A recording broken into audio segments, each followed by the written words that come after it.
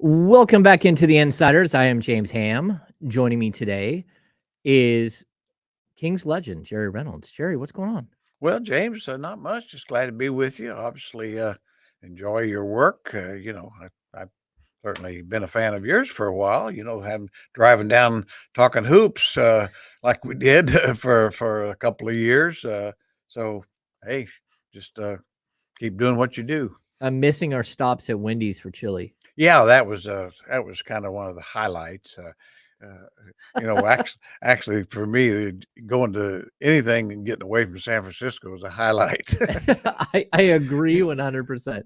Yeah, I don't even want to drive my car down there anymore after over my experience there going to NBC and having my door kicked in and weird stuff happen all the time. We had some crazy stuff happen last night in the NBA, like not Kings related, but I think it speaks to a slightly larger thing that's going on right now in the league. And that's we had Joel Embiid go for 70 and 18. And then we had Carl Anthony Towns go for 62 and a loss. Is there just no defense being played at all, Jerry? Because that's what it feels like. Well, there's not much, and I'm not sure you're allowed to play defense. That's also part of it. Mm. All the breaks go to the offensive players. Where, you know, guys can drive into defenders and they create the contact and they get the foul. Poor defenders can stand there and go straight up and maybe if they twitch a little bit or move an arm forward slightly, it's a foul on them, and that's ridiculous. Of course, yeah, it's just studying the history of the game. I'd always say, just when I grew up and was watching it a lot as a young person in the 60s and 70s, it was very similar to this, except there wasn't a 3-point shot, but it was all offense. And you had those exaggerated numbers, Mm. guys getting 50 rebounds and this, that, and the other, because there's a lot of rebounds to get and high scores. And then, by the 80s and 90s, defense, got a lot more physical. They took away a lot of things that offensive players can do. And so to win, if you got 100 points, you're probably going to win. And then now we're back, I think, to where you're starting to see the exaggerated stats a little bit.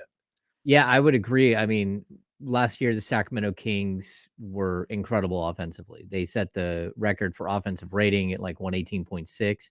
There's now like 6 teams above that this season. Mm-hmm. And so that tells you that either the Kings figured something out in the league and everybody copied them, or more teams are now not playing defense. And to me, like it's weird that we were talking about it. The Kings defense this year versus last year, defensive rating, they're almost identical. It's like 116. Last year they're 25th. This year they're 17th. And it speaks to a larger trend in the league of the hyper focus on offense, led by guys like Joel Embiid, but also guys like Tyrese Halliburton, is just playing out of his mind in Indiana, setting up everybody, but with a team that plays very little defense and just is hyper focused on the offensive end. Like, do you think you can still win in this league being just a defensive minded team? No, I don't. I mean, I think, and of course I never have. I mean, I think defense is always back in the 80s, 90s is more important, probably it is now. But I've always said that if you look up, in the rafters of the arenas, you'll see a scoreboard. They don't call it a defensive board. And inevitably, the team with the most points on that board always wins. So defense means you don't have to score as much, but you still have to score more. And so offense is, in my mind, is always more important, and just what it is. But I mean, uh, I think it is, especially in today's league. If you can't go out and get 120, you probably aren't going to be competing for much Mm-hmm. most nights. And then of course, I think you can even take it a step further. You really got to have that one guy probably on any contender that can average close to 30. And that's some differences there. It's I enjoy the game, but I think too, to your earlier point, I think one of the reasons teams are scoring more and I think they have taken a page from Golden State, Sacramento, is that shooting the three in transition. Mm. Tough shot to guard. Yeah. If you want to throw it ahead and push it up and shoot threes in transition. It's hard to get to those guys, and and so and of course guys making them. I mean, it's been a number of years now to where young guys coming up through the ranks. I mean, they focus on the 3-point shot, so that's become such a staple. And in my mind, too much of one, but still, every team almost plays the same. Push it up in transition, shoot the three, go into the screen and roll, or draw and kick. You know, pretty much every night, every team. Is it strange to you as a guy who coached where you're not calling any plays because the game is so fast now Yeah. that like there's already like if you're gonna call a play, there's already like 3 plays that have already happened. Hmm. Like there's our what you're talking about, the transition 3. I mean, you can literally see a team grab a rebound, hit an outlet pass, hit a guy in who's already run to the corner, who's already released it, and there's 21 seconds on the clock as he's firing. Yeah. There's no time to I mean, like, all of your coaching has to be done well before the game and has to like, it's just an identity that you have in a game as opposed to, again, like, calling specific play sets or things that might actually impact the game, like, in in the middle of the action. Yeah, no, that I think that's a terrific point. I said last year I thought I would never see a team being efficient offensively after made baskets. Oh, yeah. I always said that shouldn't be possible because they've got 4 guys on offense. You got 1 guy taking it out, and you got 5 defenders running back. But the Kings did a marvelous job doing that. Now, having said that, I think teams are onto them a little bit. They've taken some of that away. The Kings Mhm. are playing in the half court more this year than they did last year. Seems just the eye test. And it's, scouting is scouting. I've always said the NBA team scout. They have actually some bright people that that do that. And I think, trying to take away a few things that teams where I sang last year and just caught people by surprise a little bit. But the other thing I think going back a little bit to old school and whether you'd agree or not, but I am convinced, have been convinced for a while. I'm more convinced today that in crunch time, you need some set plays and some real structure Mhm. because for a couple of reasons. I think the game gets more physical. The refs kind of swallow whistles a little bit, and so you need to be able to get the guys shots that need to get shots. Uh, and I think you see that's how I think down the stretch of games, whether it's the Kings or another team, how leads are lost because you're not you're really not getting into anything particular, and they're taking you out of your free flowing game is what I'd say. Gotcha. and I think you see it, and you see it in the playoffs Oh, because yeah. the game's more physical. It gets harder to get shots in the kind of a free flowing, uh, freelance style, and so in my mind, but I love the way they play, and I think that's more fun game to watch. But I still think just the old school in me thinks, boy, when that last 4 or 5 minutes, you better have 3 or 4 things, need plays that you can run to get key guys the ball in certain positions. Yeah, that's not like the 4 flat. Mhm. Yeah, so and I agree, and I think what we've seen from Mike Brown is they are peppering in some different things this year. We've Mhm. seen, like, the horn set with De'Aaron Mhm. Fox. I've seen teams blow up the horn set because they know what's coming, Yeah. which I think is interesting, but his speed and quickness to get around the front group is crazy. Um, we have seen them, like, focus, switch and do a pick and roll heavy Mhm. system, like, in crunch time, and so that's where I do think that they have that. Mhm. It's just that you might need to switch into that mode a little earlier some games, and I think that that's what we've kinda seen them let go of the rope a couple of times, and also, you're either blowing out teams or you're getting blown out most of the season. So it's really tough to worry about what set you're gonna be in the 4th quarter when, it's a 25-point game, one way or the other. Yeah, and two, I think, one of the things that's been a positive and maybe even hurt him a little bit in the sense that Fox has been so terrific in fourth quarters of just creating by himself, and the other guys just stepping aside. And this year, I think teams here again are a little more prepared for Mhm. that.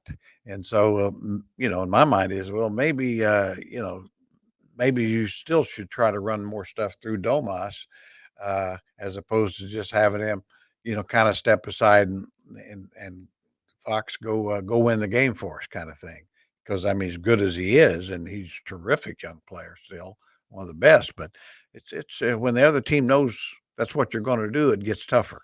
No, it does, and I think that, like, the way that this team is evolving is so different than what we saw last year. We'll dive into that when we come back after the break. We got tons to talk about. We got Jerry Reynolds here in studio, which is always a treat. We're gonna keep diving into not only what's happening with the Kings on the court, but Jerry has all this expertise as a GM, as a coach. How do you approach a player that you know is going to get traded and he knows is going to get traded, but you still need him to play for another 10 games? So we'll have all of that next. We are the Insiders here on ESPN 1320. See you in just a minute. All right. That's a great question. Yeah, because I've been there. Yeah, that's I right. know you have. That's why I'm excited to talk about it. Yeah, it's. I mean, a lot of guys are different. I always just told the truth. If they'd come to me and say, "Am I on the trade block?" I said, "Yeah, this is what we're looking to do." Yeah. You know, uh, may not happen. So you don't until it happens. It hasn't happened. Yeah. But I want to mislead you. Yeah, we're looking into things for you that would benefit us and hopefully benefit you. That sort of thing. Yeah. Yeah. And Hmm. and I always try to remind guys, any guys, we've talked about this before, is, hey, you're playing for us, but you're also playing for the league. You know, I mean, that's the reality is that very few players get to stay with one team for 15 years. It just so Yeah. you have to have value, you know, For everyone. for everyone. Yeah. No, that's a really good point. I mean, eventually, all good things come to an end. And so you have to keep that in mind the entire time that, Yeah, you need to have some sort of value built in that you can, marketable, not just for the young players. That's what I think, you're watching what's happening in Detroit. And I feel for the guys in Detroit because that's been Sacramento so many times yeah, where you just have too many guys that all think that they're Michael Jordan still yeah, and they yeah. can't figure it out. Yeah, you got all these lottery picks, high lottery picks that some of them just aren't very good, Yeah. which is, every team has those, Eh, but Lots of them. lots of them. But yeah, what do you do? Yeah, I always think it's funny watching them because I watched them a little bit. And Alec Burks may be their most consistent player, a 30-plus-year-old guy that's played on every team in the league. Yeah. Him and Bojan. And you're Yeah, just like, yeah, that ought to be a real clue right there. yeah. I mean, and it's so tough. You feel for Monty Williams because he Yeah, took that job because he kept saying no and they just kept yeah, paying him more. more money, more money, more money. At some point, you say, "Ooh, okay." All right. Yeah, I guess. Yeah. I mean, that it got so ridiculous. And I think at a certain point as a coach, you almost owe it to the other coaches in the league to push the salary up that Oh, way. sure, And you sure. got to look around and say, okay, what they gave him like a 6 year 72. Well, the two highest paid coaches in the league have about the two worst records. Oh yeah, because Pop, Pop. right? Oh. I mean, so what I mean is good. I mean, that's what shows you with Monty and Pop. I mean, if you don't have players in the NBA, you don't win. Yeah. Yeah. You just don't win. I mean, Pat Riley had a 17-win season and an 18-win season in his career. Yeah. People always said, I mean, it's like, no, when cupboard's bare, you can go. How many win one for the Gipper speeches are going to work? Yeah. No, you run out of them. Yeah, I mean, it's the same. Like you're looking at the NFL and the Belichick. Can Belichick win without Brady? And Brady showed he could win without Belichick, but same time, like it wasn't just Brady that left. Yeah, Like it wasn't just Brady that they were starting, and it wasn't that they were starting with a different Brady. They're starting over with a rookie quarterback. They're starting over with a sure. different offensive line and different wide receivers, and like things go fast. Different coordinators. All Yeah. those things are in football. Are very important. I Yep. mean, Yep. and so Hmm. I think we're coming back to sec, right? 20 seconds. okay. So I'm glad you're able to make it in. Me And this is too. so Yeah, close. yeah. Oh, it's handy. I really, yeah, neat Yeah. for me. Yeah. Yeah, You can get I here in can. like 8 minutes, maybe even Yeah, less. yeah, Yeah. yeah. Straight shot.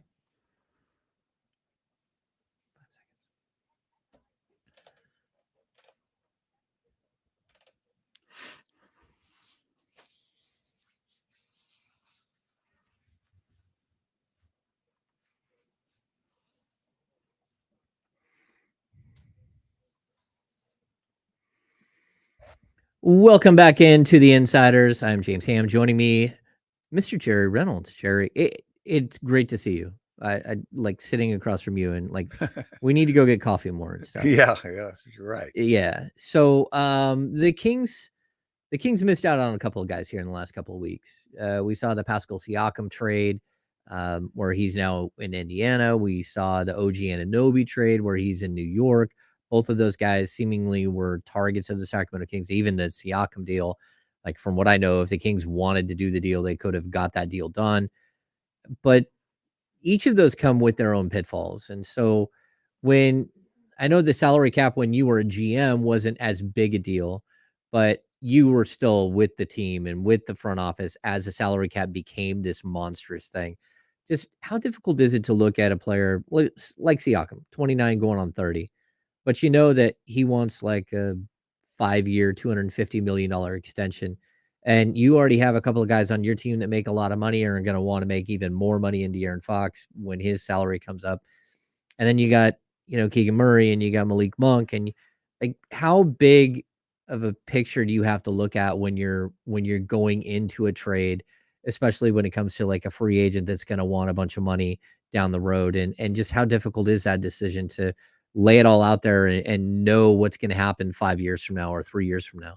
Well, yeah, that's the whole thing. Of course, you can't know 3 or 4 years from now, and you sign those deals, and uh, and I think too. I mean, basically, the risk of having to go into luxury tax to sign basically your own free agent once you've traded, uh, it changes things. Then you're really locked in, Hmm. and and how much better is he for sure going to make you? There's that risk. I mean, not saying they're good players, that, Yeah. but do they actually mean more wins or just a different guy getting stats?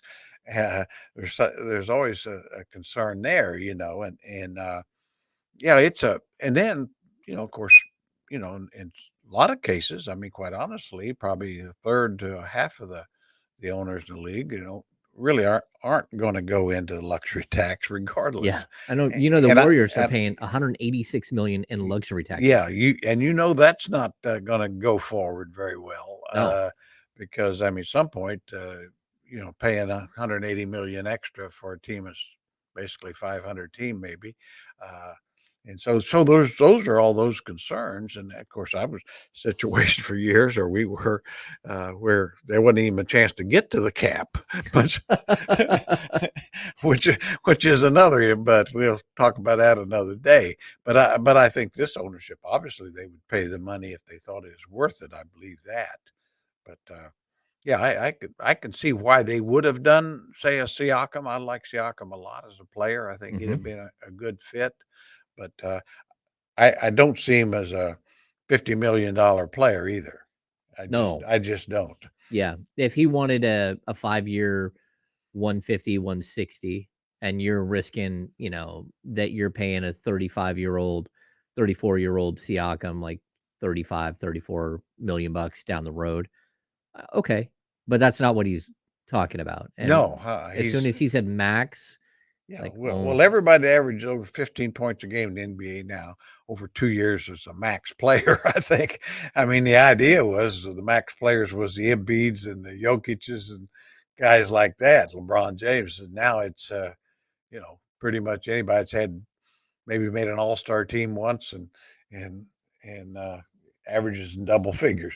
no, that's crazy because I know like the Kings are attached to other players. A guy like Zach Levine, Yeah. right? Who is making max money. Yeah. Who, there's a point where he will make 50 million bucks. And we're talking about a guy who blew out his knee as a young player. We're talking about a guy who isn't known for playing defense and, who's known for his athleticism, which eventually with some of these guys, especially who've had knee injuries, goes away. And you have to be so cautious with who you are looking at and how you structure your team and how that will impact things. And then whether you can still sign a Malik Monk or whether you can extend a Keegan Murray when it's time for him to get paid. And so I think it's like super complex when you're breaking all of it down. Is there anyone right now that you're looking at and you're thinking, if I were the Kings, this is sort of where I would go? I mean, we know the standard names that are out there that may or may not be available. And then we also know that there's another list of names that we haven't got that are available that teams aren't telling that aren't letting it get out that they're available. But is there someone that you would go chase if you were the Kings? Well, there's two guys I think I would that there's some rumors on. You don't know what's true, but Herb Jones from Hmm. the Pelicans. I think he would be a really good fit because of his defense, and then maybe the best fit. And he hadn't done a lot yet. He's a young player, but I think the Kings are going to have to look more in that direction of finding a guy that really could be a developmental guy. I always said, as you know, a few years ago, I was really a big Bobby Portis guy. I said, but Mm. they ought to go after this guy. And then last year's Nas Reed, and my guy this year is Jalen Smith from Indiana. Oh, okay. Lively young guy that can make threes, uh, can block shots. I mean, be a perfect fit with Sabonis in my mind, and a guy like that, and might be available because Indiana's got they added Siakam, Hmm. and they've really got more players than they can play. That's an interesting player. I hadn't thought of Jalen Smith. I mean, he played here in Sacramento last week. He actually, I'm almost positive he got sick and was throwing up in a trash can right next to their bench, like during the game. Mm-hmm. They had two players that had situations in that game. Isaiah Jackson got a concussion somehow in that game, which I don't even still know how he Mm-hmm. got a concussion. And he's been out the last couple of games, but you saw him like kind of, and then leave and came back and got a trainer and went back and he's been out. And then Jalen Smith. I like Jalen Smith. I liked him coming into the draft. He's one of those guys that had a really, really nice 3-point shot Mm-hmm. coming into the draft, and then but went way too high. So Mm-hmm. expectations kind of killed his early career, especially when you look at him as a number 10 pick and Tyrese Halliburton's 2 picks later. Mm-hmm. And just think what the Phoenix Suns would look right now with Tyrese Halliburton alongside, Devin Booker and Kevin Durant and all those guys. I mean, you could see how that, especially if he could have been an understudy behind Chris Paul at the time, that's what it Well, would have been. how would the Warriors look instead of James Wiseman? No, that's true. That's true. Yeah, that no, but you would still have Clay like thinking that he's still Clay, and so who would play and all that stuff. Mm-hmm. So yeah, I mean, I agree with you. But that's an interesting name. So Jalen Smith. We talked about this a little bit on the way to the break, and I love Herb Jones as well. Mm-hmm. I just don't think that. I mean, they're trying to improve their team, Mm-hmm. and I don't think that there's a match where the Kings can actually get in on a trade for Herb. Yeah, I'd be surprised too. Don't get me wrong. I mean, I think Herb. I'd even Trey Murphy. I like a lot Yeah, differently because he's a shot maker, yeah. long wing that can really is going to make shots. I mean, They've they've done a nice job of finding those guys. they really have, Yeah. and I think Willie Green's done a really nice job coached them up. It's their only issues have always been injuries. Yeah. Keeping Ingram and Zion on the floor, Valanciunas, Yeah. CJ. I mean, if they ever could keep them together for 30 straight games, I mean, they could be about as good as anybody. No, that's true. I mean, I think the Kings have seen it all season long. Some Mhm. whatever it is that they've got, the Kings don't have. And Mhm. and that's again, if you're the Pelicans, I have a hard time believing that they're going to trade with a team like the Kings, who is in the same conference, who is around the same level of Yeah. play. And then if you make the mistake and give them the piece that they were missing, then you're going to pay for it. And, Yeah. the last thing you want if you're them is to have to play Herb Jones in a first round or a second round series. Yeah. And I don't even know who they're missing. You know what I mean? Yeah. Yeah. I wouldn't have a clue necessarily what piece they're looking for. I mean, to me, it's like anything you identify guys that you think would fit you and then make a run at them. And the worst they can do is say no. Yep. And then you say, well, thank you very much. We'll we'll call the next call. You That's just right. you can't get your feeling. It's not like trying to uh, get a date when you're in junior high school. You don't get your feelings hurt. You just move on. You just move on. You bring up okay, so the Kings are in this weird situation where I think we all can see their needs, but in your opinion, what is their biggest need? What is it that again, not maybe a player, but a player type that you would be going all in on or really trying to chase, whether it's at this deadline or this summer? Well, I think there's two. Uh, you know, I, if you could get one of a type, a wing that can guard a couple of positions, a long athletic wing, guard twos and threes, let's say, Mhm. and then a power guy that could guard fours and fives, an athletic guy, preferably one that could stretch the floor as well. So I think there's two things there. I mean, if you could just address one, and at the trade deadline, that'd be terrific. I don't think it's possible, and then maybe somehow get the other one addressed in the off season, as well as keep your core that you want to keep. Yeah. Okay. All right, we're going to continue this discussion after the break. When we come back, we're going to look into sort of the dynamics of what it takes to add talent during the season and how much disruptive, like sort of a force that can be within a locker room and with a team. So we're the insiders here on ESPN 1320, brought to you by Jiffy Lube. We'll be back in just a minute.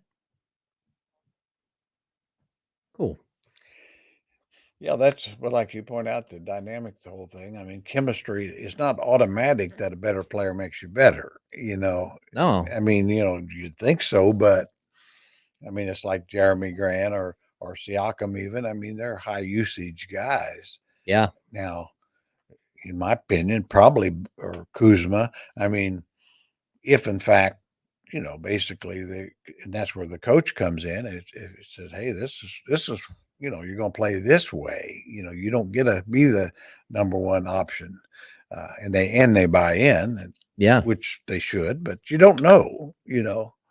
Yeah, I think that that's always the biggest problem, especially like I've never been a super big Kyle Kuzma guy. I liked him coming out of college, so I liked him then. But then, I think for a little while he like the basketball lifestyle became more important than the game. Yeah, I'm with you there. The guy's talented. There's no doubt, but Yeah, I think I'm just not convinced you could ever convince him to be a hardworking fourth or fifth guy, yeah, which is what he kind of needs to be. I'm the same way about Zach Levine.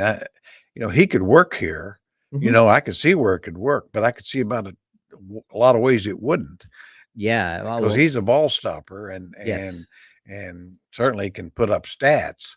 But there's a reason why there's not much of a market. And a lot of it goes back to the contract, which you yes. talked about earlier. There again was like, okay, at the time seemed like a good deal. Now it's like, well, Colby White is actually playing better than he ever did. So Yeah. No, and I mean, you bring up the usage, like Kuzma, his usage is 30.6. Like he has a mhm, usage of a point guard. mhm. That to me, that's absolutely, and last year is 27.9. Even that's way too high. If you go back to, his LA days where he's around 20, 22, that's fine. Yeah, Yeah, yeah, but he's not going to get that opportunity here in Sacramento, and whether he buys in. Now, the one thing I do like about Kuzma is his declining scale contract is spectacular. yeah, yeah. That's probably the one reason you might Yeah, say we could do this. he's a talent upgrade, and then you've got time to convince him of who he's gonna be, Yeah, and you can also show him you do realize that your salary keeps going down while, like, some of these other players keep going up, and you need to understand that there is a pecking order and that, like, this is who we need you to be, but you don't need to, yeah. push it and be this guy, so No, I mean, that does make, kinda change the appeal, I mean, oh, yeah. I always say that's a big problem I'd have Zach Levine. I'm just not sure, and the injuries too. He's been you know, a little Yeah. bit like a Bradley Beal thing. Well, yeah, Bradley's really good. Not great, but really good when he plays, but, are you gonna get 50 games a year out of him He's not even eligible right now. He's right already now? lost his eligibility for postseason awards. Yeah, yeah. Isn't Jesse and I were discussing this earlier. How much time do we have, Jesse? 30 I thought, seconds. okay. The Embiid has 7 games until he's well, he can miss 7 more. But Sam if he missed hits him. 8, Mhm. what if he's MVP but can't be the MVP? What Yeah. if he plays 64 games? I'm kinda in favor of that, though. Yeah. At some point, if you're gonna be MVP, you gotta play most of the games, don't you? Or how No, can you be MVP? I think so too. I think so too. All right, I think we're coming back. Okay.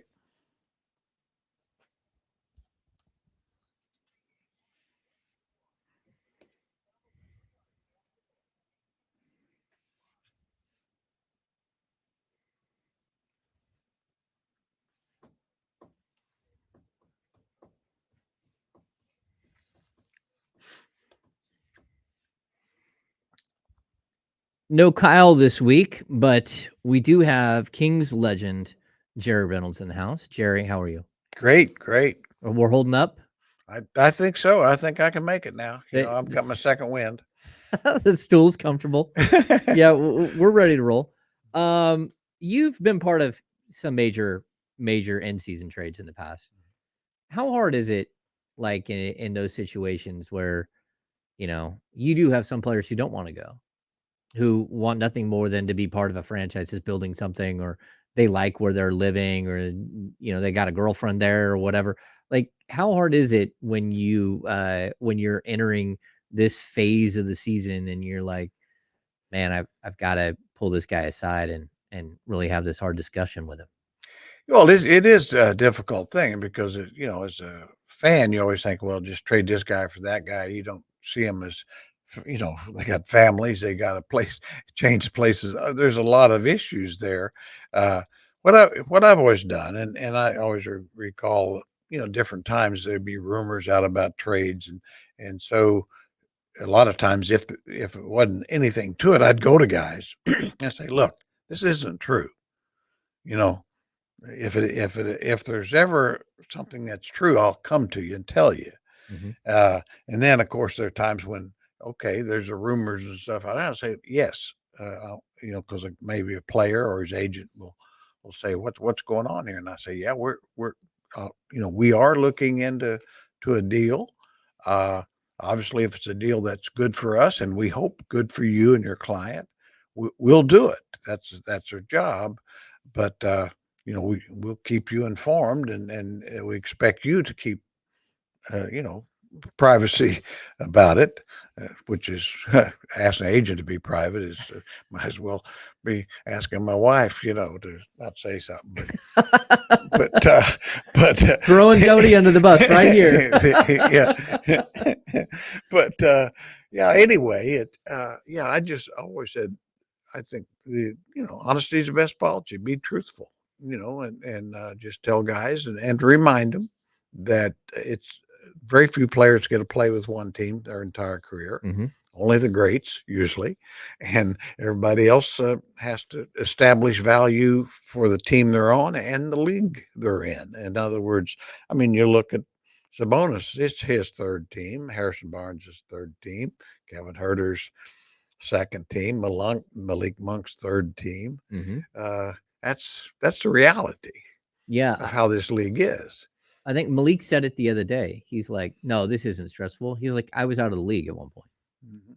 and you're like, "Oh, you were? That's interesting." Like sort of the reality check of like how your career is usually hanging by a thread until it's not. Yeah. And I think a lot of guys. Have you ever had like I know I used to hire and fire people all the time for years working retail, and like I've fired a lot of people, and you never know how someone's gonna like react. Have you ever Mhm. had like a very, very bad reaction, whether it's emotion or whether it's like anger or a player just break down on you in the middle of one of these? Yeah, on as far as waving a player, I always Mhm. remember. I don't know how I got. Well, yeah, at the time I think because I'd taken over for Bill Russell, and but he had basically signed the guy Ben Guillory, who wasn't a very good player out of Georgetown because I think his friendship with John Thompson. But then, basically, I just felt I was in a position. We got to waive him because he's not very good, and we're not very good, and we'd like to get somebody at least belongs in the league, Mhm. at minimum. And so, I told him, I said, we're going to have to waive you, and I certainly hope you can get picked up with somebody. I didn't think that he would, which he didn't. And he took it really hard. It's sad because, I think he knew that Yeah. that's the worst part. You're really taking a guy, out of a league that maybe shouldn't have. He's just not good enough to be in it. I mean, he was lucky to get the opportunity, and Yeah. but at some point, it's like I say, it's not little league, it's professional, and you don't have an obligation to try to get the best team you can, Yeah. and that's going to hurt some feelings. And just like with players playing, who you play is going to hurt some feelings. That's the reality. Yeah.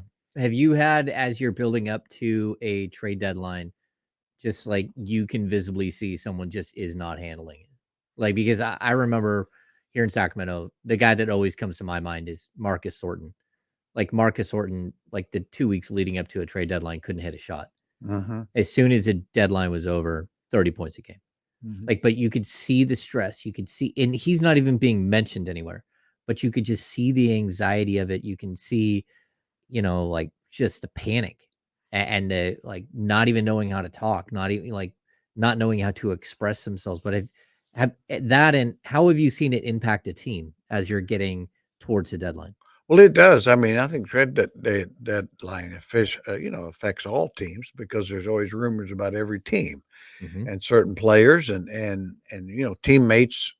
Even though they're not being rumored, sometimes that's their best friend. As you pointed out, of Marcus Thornton, and each situation is a little different. Like Marcus Little Buckets, as we call him. Yeah. Then, I mean, this was. Sacramento had been by far the best situation he'd ever been in. Yes. And, had gotten a chance to play a lot. It increased his value a lot. So he knew that. But it's also true the Kings knew that his value might be higher than it's ever going to be again. And so that creates its own dynamic. But yeah, there's no doubt this is, always a relief, I think, when trade deadline passes Hmm. for every team now, that because there's always certain guys that are involved directly, but even the periphery guys, it's like, well, yeah, that's my buddy I hang out with, and he goes to Charlotte. Well, that's not my. I can't hang out with my best buddy again, Yeah. type thing. I even like I've talked about this a little bit here on the show. I think there's a dynamic with Harrison Barnes and De'Aaron Fox that people just overlook. Hmm. Like De'Aaron Fox that's been his veteran his whole career, basically. Hmm. Barnes got traded, I think the back end of his Yeah, rookie season. yeah. The second half of the rookie season, right? Yeah, and so you basically have had Barnes with you every step of the way, but I think Barnes is one of those players who doesn't just, you know, teach you how to be a good pro. He's a guy who lives a certain way, who interacts with the community a certain way, who presents himself in front of the media a certain way. And so you've had this whole entire career of having this professional, beacon to look up to next to you, and they lockers right next to each other. I think it can be like super emotional for a player to know, like, not only is it, you see the stress that your buddy's going through, but you're also feeling it too, like the potential loss. And I know you can still be friends, you can still pick up a phone, you can still FaceTime or whatever, but it's different when you're part of a locker room, which is more like a family, right? Yeah, and traveling, in a lot of cases, same guys sit next to one another on the plane, on the bus. There's a real dynamic there. I always just even in the broadcasting part, I always Gary Gerald and I would set to get. There's just simply a dynamic there that that was that fit. Yeah, I mean, you make a good point about Harrison. I think we all forget a little bit, just his level of professionalism and comfort in the locker room and coachability, all those things. We want different things sometimes on the floor, but you couldn't ask for anything better off the floor. And I've always called him, the kind of the 2020 version of Eddie Johnson, who was for the older fans would remember Eddie, a pro's pro, class guy, just just everybody respected, you know, on your team and all, Yeah. had all those same things, good player that coachable, locker room pro, uh, really mentored young guys, Now is a enjoyed really good and broadcaster. great broadcaster. Yeah. Yeah, Yeah. yeah. We have breaking news. It just happened. Adrian Griffin was just fired as the Bucks head coach. Ooh, surprising. Well, I'll say this: there was no reason to fire the guy they fired. That was one of the Mike Budenholzer. All he did was they had the best record in the league last year. They lost in the playoffs because their star Adetokounmpo was hurt. I mean, it's like good grief, and he'd won a championship for you. I After mean, not winning yeah, for many, many, many, for many, many, many, many, many many years. decades. That's going to, it's kind of a set of new owners, is basically, Yeah. kind of like, good grief, guys, take a step back and don't, don't do what somebody that writes into the paper tells you to do. It's interesting too because like we're shifting gears here just a little bit just to talk about this as it's happening. They have the second best record in the Eastern Conference. Yeah, it's This wasn't about wins and losses. This was about personalities behind the scenes. And y- we saw that early on. I mean, Terry Stotts quit like right away, like was not comfortable with what was happening. yeah, Yeah, I think this puts a really, really good team in a strange spot. yeah. You wonder. I mean, I can't imagine that happened without Adetokounmpo being on board. Oh yeah. I Well, mean, you did just get him his money. yeah, So yeah, he's there no matter what. yeah. No, I mean, but I mean, with Giannis, I mean, obviously the franchise player and one of the, the best, if not best player in the world. I mean, he's among them. Yeah. So, I can't imagine any franchise doing something like that without, at least knowing it would be accepted by their star, if not approved. Yeah. Okay, we're gonna go back to King stock here. One of those broad questions, right? If you're the Kings right now, and I think we kind of know where they are, like they're probably better than a 7 seed. They're probably more like 4, 5, 6 still, and they'll probably figure out their way along the way. Now they could collapse, and we never know for sure. But when you're approaching this trade deadline, I think we all can understand that it doesn't matter how good they're playing. There's still probably an ingredient or two missing from them being a true contender. So, how do you approach a deadline like this where you know that you're a piece away or two, but that piece could be big. And you know that by going and making that trade, again, the Kings are about to venture out on a 7-game road trip leading up to February 5th, right? Hmm. Well, February 7th, they get back to play the day before the trade deadline, they play Detroit.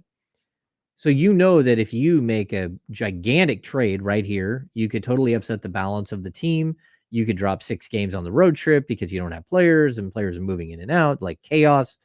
Like, how do you manage all of that? And realistically, I think the biggest question is how do you manage knowing that in order to get to here, you might need to take a step back to here, but you need one of those substantial pieces that changes who you are.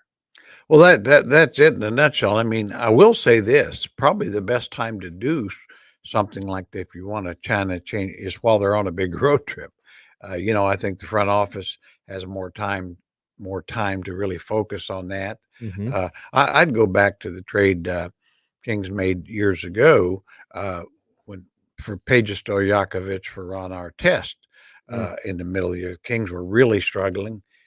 Peja was starting to have back problems. Wasn't quite the same Peja, and obviously Ron had had his issues in Indiana, but it was a trade that was made, and certainly there wasn't any guarantee how it was going to work.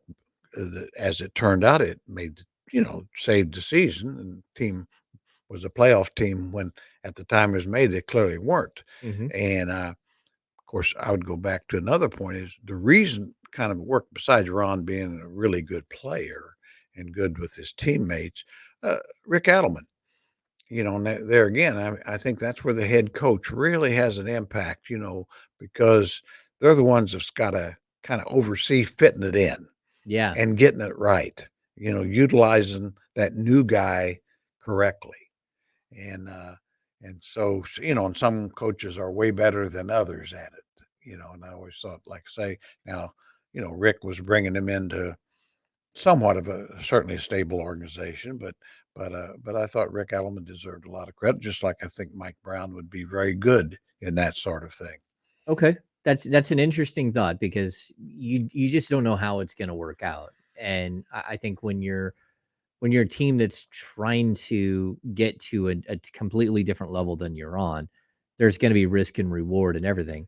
Um, when you're a part of a front office, what is what is that like with the coach being here, the general manager and his staff being here, your analytics staff, then you also have an ownership like, part of the conversation as well. But when you're leading up to one of these deadlines, how do you manage all of that? And, a coach saying, I need X, Y, and Z. and a GM thinking, "I need this, this, and this," an owner saying, "I'm not sure if I want to play this, this, and this." But you have all of these like different orbits that you're dealing with.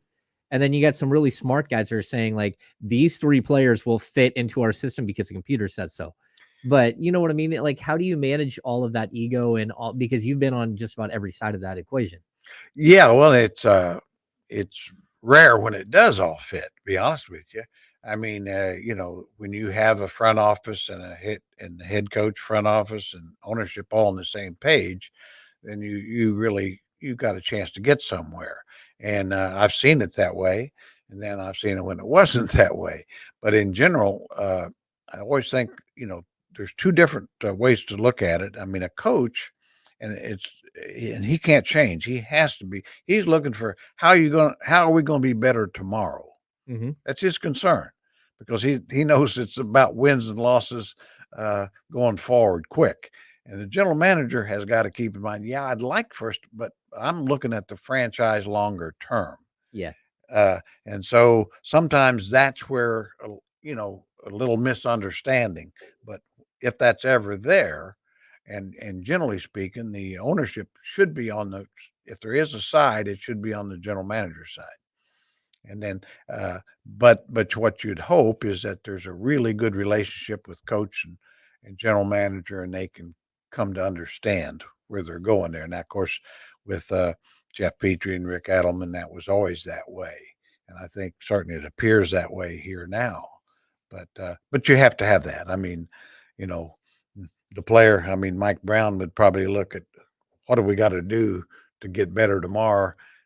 Be damned with the draft choices in 5 years. I'm not, that sort of thing. But the general manager, he has to kind of look at all those kind of things. Plus, as you've pointed out, the cap implications. Yeah.